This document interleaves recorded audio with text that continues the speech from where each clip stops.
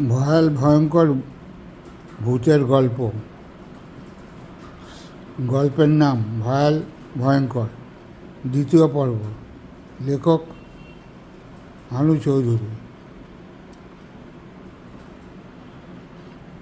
শবদেহ চিতায় তোলার আগে বৈদিক মন্ত্র উচ্চারণের মাধ্যমে বৈদিক প্রক্রিয়ায় আত্মাকে ইহলোকের কামনা বাসনার আকর্ষণ থেকে মুক্তি পেতে সাহায্য করা হয়। এসব কাজ সাধারণত এক শ্রেণীর ব্রাহ্মণ করে থাকে, কিন্তু এই দুর্যোগের রাতে কোথায় পাওয়া যাবে সেই লোক? ইতর প্রাণী পর্যন্ত তার আশ্রয় থেকে বের হয়নি রাস্তায়, তাই তন্ত্রধারী ব্রাহ্মণ। কিন্তু বাদল এসব ব্যাপারে সংস্কার মুক্ত। সে যদিও ব্রাহ্মণ নয়, কিন্তু এত অভিজ্ঞ এবং এতবার সে শ্মশান যাত্রী হয়েছে যে মন্ত্র তন্ত্র তার সব মুখস্থ হয়ে গেছে। তাই এই সব ব্যাপারের জন্য নির্দিষ্ট মন্ত্রগুলি সে অনায়াসে আবৃত্তি করে গেল।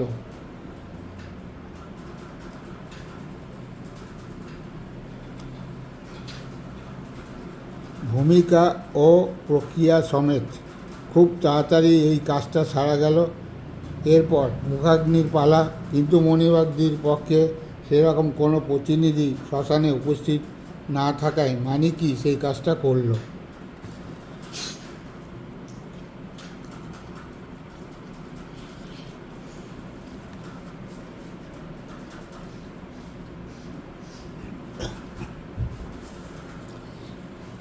পরিষ্কার অথচ চিতা সাজানোর উপযোগী নিচু জায়গায় কানাই চারু হারু চিত্ররা নিপুণ হাতে আড়ে পাশে করে কাঠের ওপর কাঠ সাজিয়ে ফেলল। এরপর শবদেহ চাপাতে হবে, তার ওপর আবার আড়ে পাশে করে কাঠ সাজিয়ে দিতে হবে। এইভাবে কাঠের চুল্লিতে শবদেহ পোড়ানো হয়। এটাই প্রচলিত নিয়ম। সবাই ধরাধরি করে মণিবাগদির মৃতদেহটা তুলে ধরল। কাঠগুলো একটু উঁচুই সাজানো হয়েছে, তাই দেহটা একটু বেশি করে তুলতে হলো। দেহটা যেন একটু বেশি ভারী মনে হচ্ছে। কানাই জিজ্ঞাসা করল,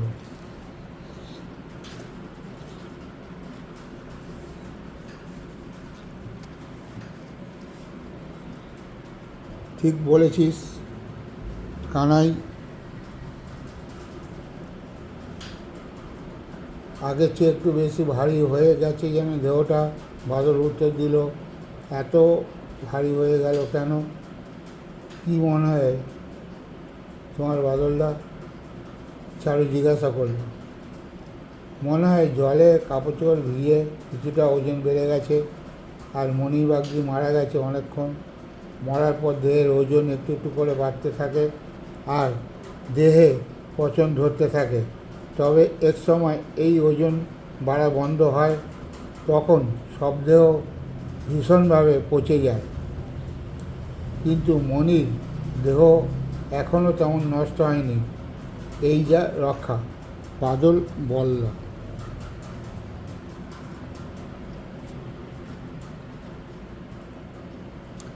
মণির ভারী দেহ তুলতে সকলে যখন ব্যস্ত, তখন হারুর চোখ হঠাৎ সামনের বড় ঝাঁকড়া গাছটার ওপর পড়ল। ও দেখল দুটো জ্বলন্ত চোখ গাছের পাতার ফাঁক দিয়ে ওদের দিকে স্থিরভাবে নিবদ্ধ। ওই দেখেই তো হারুর চোখ কপালে, মাথা বো বো করে ঘুরতে লাগলো তার। ও খাটিয়া ছেড়ে দিয়ে মাটিতে বসে পড়ল। হঠাৎ এইভাবে মাটিতে বসে পড়ায় সবাই এক ঝোঁকে ওর দিকে তাকালো আশ্চর্য হয়ে। চারু জিজ্ঞাসা করল, কী হলো হারু? হারুর মুখে কথা নেই। চোখ বড় বড় করে মাটির দিকে তাকিয়ে আঙ্গুল দিয়ে ঝাঁকড়া গাছটার দিকে দেখাতে লাগলো সে। সবাই একযোগে গাছের দিকে তাকালো। দেখলো দুটো জ্বলন্ত চোখ স্থির হয়ে আছে ওদের দিকে। সকালে তখন বিস্ময়ে হতবাক হয়ে, কিংকর্তব্য বিমূঢ় হয়ে বাদল ও মানিক একযোগে হো হো করে জোরে হেসে উঠল। বাদল বলল, আরে ওটা কিছু নয়, সেই কালো বিড়ালটা। এইমাত্র আমি আর মানিক ওই ঘর থেকে ওটাকে তাড়ালাম, ওটা এসে আবার গাছে উঠেছে। ব্যাটা আমাদের সঙ্গ ছাড়বে না দেখছি। এই, হ্যাট হ্যাট, যা যা।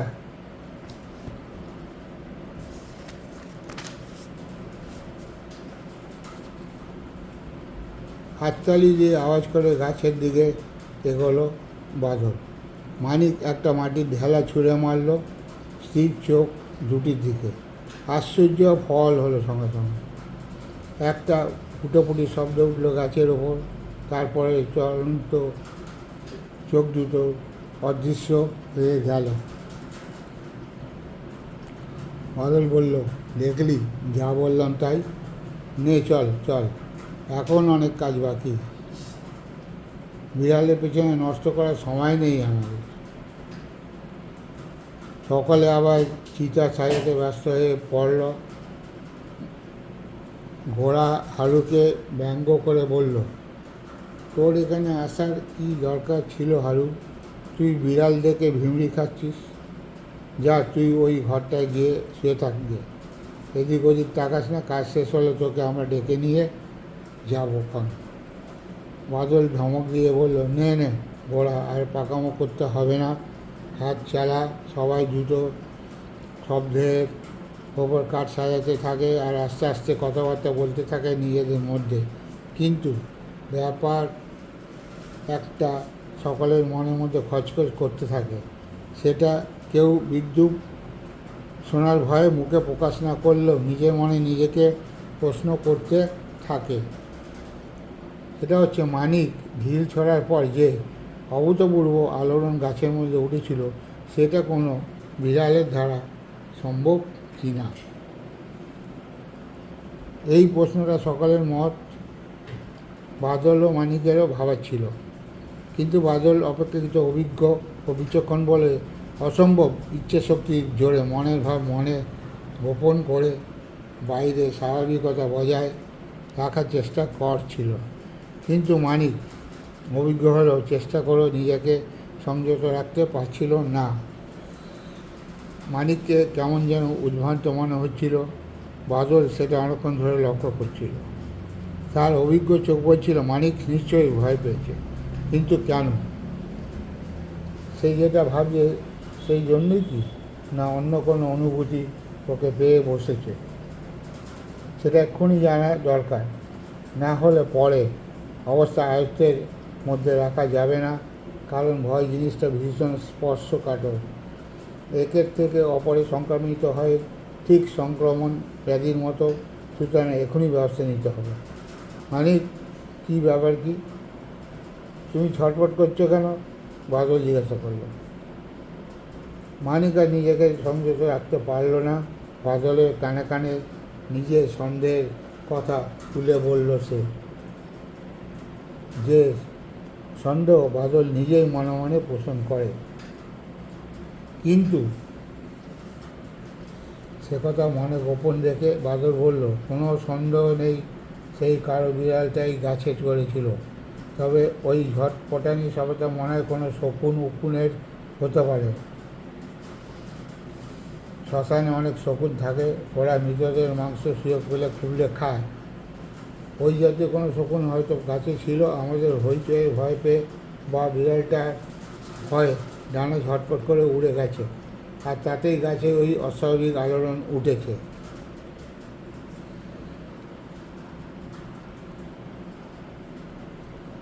তা হতে পারে, মানিক স্বগতোক্তি করল।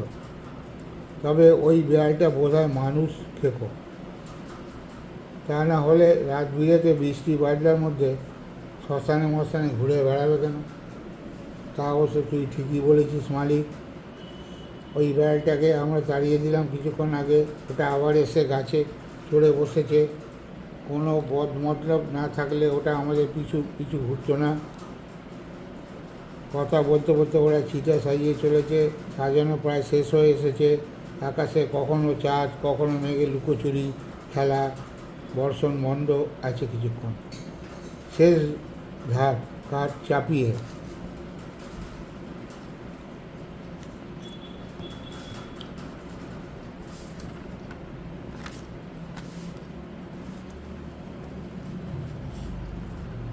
ওরা ঘাসের ওপর বসলো একটু জিরিয়ে নেওয়ার জন্য। এমন সময় ঘটল সেই অভূতপূর্ব ঘটনা। সামনের ঝোপটা হঠাৎ নড়ে উঠল, তারপর সেখানে জেগে উঠল সেই গা হিম করা জল জলে দুটো চোখ। কিন্তু এ চোখ দুটো আগের তুলনায় একটু বড় আর হিংস্র। দপদপ করে জ্বলছে চোখ দুটো মাত্র কয়েক হাত দূরে। সবাই হতবাক হয়ে সেই দিকে তাকিয়ে রইল। কারোর মুখে কথা সরে না। ঘটনার অস্বাভাবিক কথায় এবং আকস্মিকতায় সকলে বিহ্বল। বাদলের মুখে কথা নেই, সেও কিংকর্তব্য বিমূঢ়। কিন্তু না, বেশিক্ষণ সেই হিংস্র জল চোখ দেখা গেল না। একটা চাপা কুই কুই শব্দ, ঝোপটা ভীষণভাবে নড়ে উঠল, দুরদার করে কোনো ভারী কিছু ছুটে পালানোর শব্দ। তারপরে চোখ দুটো অদৃশ্য হয়ে গেল। সকালে হাঁপ ছেড়ে বাঁচল যেন। হাম ছেড়ে জ্বর নামলো সকলের গা থেকে।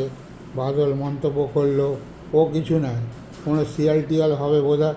ভিতরের গন্ধ পেয়ে গুটি গুটি এসে দাঁড়িয়ে ছিল ঝোপটার আড়ালে, আশেপাশেই ছিল, আমরা লক্ষ্য করিনি এতক্ষণ। এই ব্যাপারটা খানিকটা বিশ্বাস করলো সকলে, কারণ দুর্দার করে পালিয়ে যাওয়ার শব্দটা সকলে শুনেছে এবং সেটা যে কোনো জন্তুর হতে পারে তাও বিশ্বাসযোগ্য। তবে গাছের ডালের আর নিচের দুই জ্বলন্ত চোখকে এক করে তারা মনে মনে একটা সন্দেহজনক ধারণা খাড়া করতে লাগলো, যেটা কিনা খুব শুভ চিন্তা ছিল না। যাই হোক, অতঃপর চিতার আগুন ধরানো হলো। চিতার আগুন জ্বলতে লাগলো দাউ দাউ করে। আগুনের এলিয়ান শিখা বহু উঁচুতে উঠল। শিখার আলোয় চারিদিক আলোকিত হয়ে উঠল। আগুন কিছুটা ধরে উঠলে ওরা দূরে গিয়ে বসলো। এখন কিছুক্ষণে নিশ্চিন্তি ওরা গল্প গুজব শুরু করলো। কেউ কেউ পরম নিশ্চিন্তে বিড়ি ধরালো। চারু, মানিক আর কানাই গিয়ে নদীর ধারে আরাম করে বসলো। বৃষ্টি থেমে গেছে। চাঁদের আলোয় খানিকটা চারিদিকটা বেশ পরিষ্কার দেখা যাচ্ছে। যতদূর দৃষ্টি যায়, তবে মেঘের আনাগোনা চলছে। যে কোনো সময় আবার বর্ষণ আরম্ভ হয়ে যেতে পারে।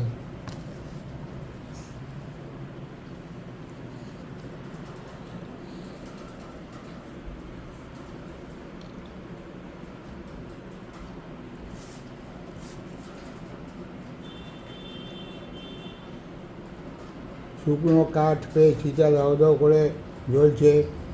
অনেকক্ষণ হয়ে গেছে সারাদিনের খাটনি এবং নানান ধকলে। সবাই পরিশ্রান্ত বসে থাকতে থাকতে কারো ঝুমনি লাগছে।